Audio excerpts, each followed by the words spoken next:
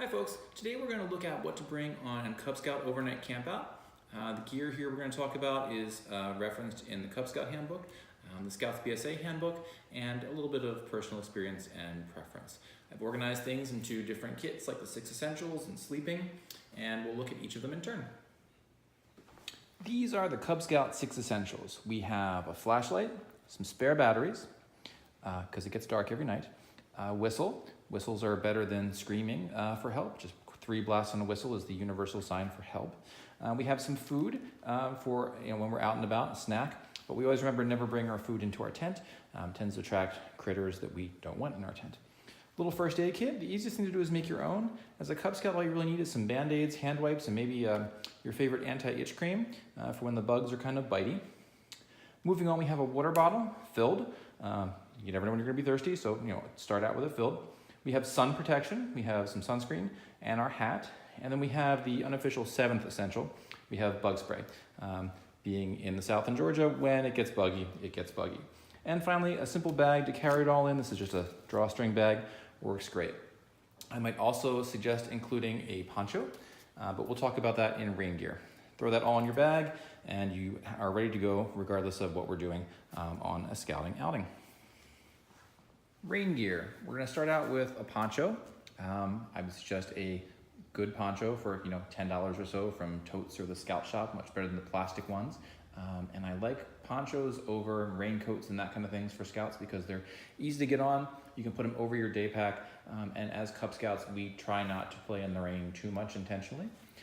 Also, good things to have with you, but not in the handbook per se, is a trash bag. That's a big garden cleanup bag. They're good for all sorts of things, from putting under your sleeping pad if you forget your ground cloth, to stuffing all of your gear in it if it's raining and you got to move someplace, to using as an improvised poncho should your poncho rip. And lastly, I like to bring a small umbrella with, not necessarily for trekking around camp, but at 2 a.m. if you have to use the restroom and it is drizzling, popping up an umbrella is much more convenient and comfortable than trying to throw on a poncho and scurry out of your tent and get back in. A pocket knife is a great item to have on a camping trip or outing, as long as you are a bear or higher and have earned your whittling chip. And carrying a pocket knife is approved on the outing by your Cub Master or the leader on the trip. Clothing for a camping trip. My general rule is to bring a complete change of clothes for each day, plus 1 extra, because Cub Scouts tend to get wet and dirty at the most inopportune times. But that means you're having fun. So if I'm going for one night, I've got 1 full change of clothes, a spare set of clothes, something to sleep in, and a jacket appropriate for the season. If we're going swimming, if we're at camp, a pair of flip-flops, a towel, and swimsuit. And of course, my uniform, depending upon what our outing is. Uniform requirements vary. One thing I do like to do is pack each day's clothing in a plastic bag from the grocery store. This keeps everything together and clean-ish, and makes it easy for your Scout just to grab a new outfit for each day. Eating gear. You can either use what you have in the kitchen already, or go out and get a couple items from your local outdoors or military surplus store. Regardless of which, you want a couple of things. You want a cup, a bowl, a plate, fork, knife, and spoon. Here we have from the kitchen. Works great. Just remember, with a plastic cup like this, you can't put hot chocolate in it, otherwise you'll burn your hands. On the left here, we've just got some inexpensive stainless steel utensils from an outdoor store. A little cup I got there. An imported copy of a GI mess kit. I like this for my boys because they don't like food touching still. So with this, I can take it all apart, slide it together, and now they have a little platter, main course, sides, that kind of stuff. For hygiene to camp, we only need a few items. Toothbrush, toothpaste, some floss, a comb or brush, a small towel, and a little bit of soap. Stuff that all in a Ziploc bag, and your hygiene kit is ready to go. Some mostly optional items you might want to send with your Scout includes a camera, nothing too expensive, a watch, once again, something inexpensive, a pair of cheap sunglasses. If your Scout wears prescription eyeglasses, I highly recommend sending an eyeglass case with. That way glasses don't get crushed overnight. Prescription medicine is obviously not optional, but not every Scout requires it. If you do have prescription medicine for your Scout, please send it if you're not attending yourself, and make sure the leaders on the trip know it's being sent and they know how to administer it. And then finally, anything we need specific for the adventure we're having. So if we're going fishing, pack a fishing rod. I have a couple different options for sleeping gear here, and I'll set up a couple different ways of using this gear depending on the temperature. So you kind of do, of course, always want to, look at the weather forecast and make a decision of the overnight temperature and how you or your scout like to sleep. So here we're going to start off. I've got my sleeping bag. This is what's called a 30-degree sleeping bag, which means, as far as all manufacturers are concerned, the average person would be comfortable at around 30 degrees in this bag, with the assumption that the person inside the bag is at a minimum wearing long underwear, fuzzy socks, and a hat to keep warmth in. If you're just sleeping in this bag in workout shorts and a t-shirt, I would be more say, in the 50-degree range overnight is where you'd be comfortable in this bag as such. Under that, I'm going to put a foam pad. For Cub Scouts, foam is great as opposed to air mattresses and that kind of stuff. Foam doesn't pop, foam doesn't really tear. You can just stand on it and it's good. This is about a $20 ridge rest. You can get a similar kind of foam pad from Walmart for about 10 bucks. Money well spent.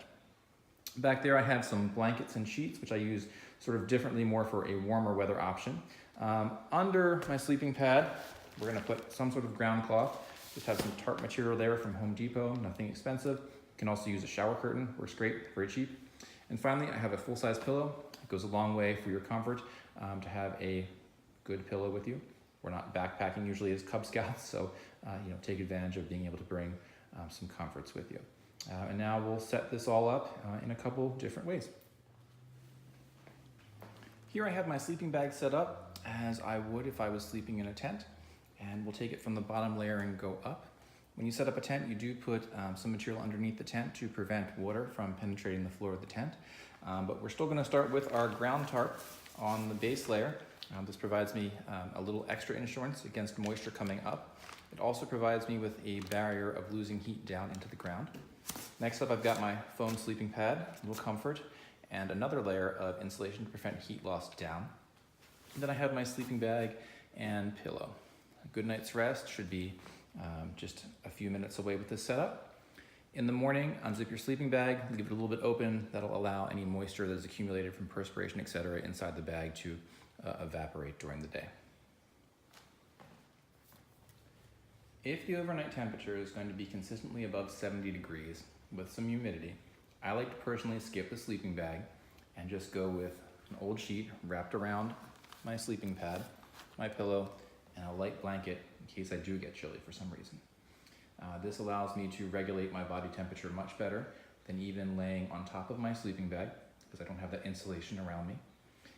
And certainly is a comfortable, simple option whether you're in a tent or you're at scout camp in one of the adventure tents at Burt Adams.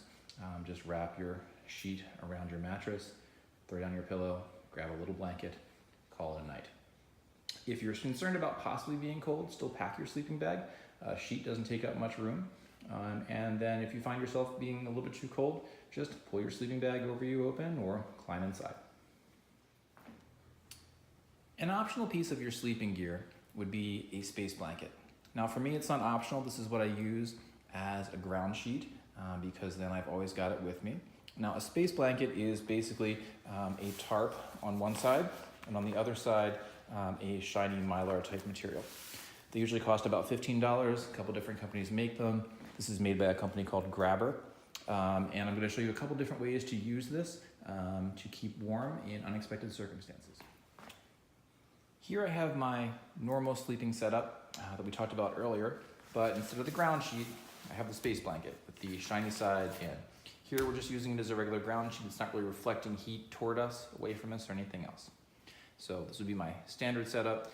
Now I'll show you how to use it in case the temperatures get a little bit colder than you planned for. Okay, now I have my space blanket wrapped around my sleeping bag and pad. This is my solution for the temperature dipping down lower than was forecasted. I'm still obviously prepared. I've followed all of my rules. I still have my ground cloth because I've got my tarp down, so I'm not going to get any moisture up. But now I'm reflecting my body heat back up at myself from below and also from above. So I'm going to stay a lot warmer in this setup than I would without it. Now you'll notice here I just kind of have it set up like kind of an envelope. This is important. You don't want to wrap the space blanket all the way around yourself. You won't leave any place for moisture to escape, and you will just kind of get damp in your sleeping bag, which is not good and will lead you to be cold, as opposed to being warmer with this setup.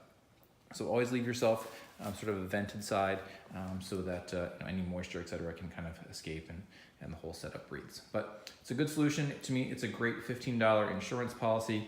It's flexible. It can be your ground tarp. It can be a blanket over your sleeping bag if you need it, or certainly you can do this setup to maximize heat up and down. If you want to be super warm, put the pad underneath as opposed to in between, and then you're just reflecting both ways, but I've always found this way works pretty good. But you can always change it depending on the temperature.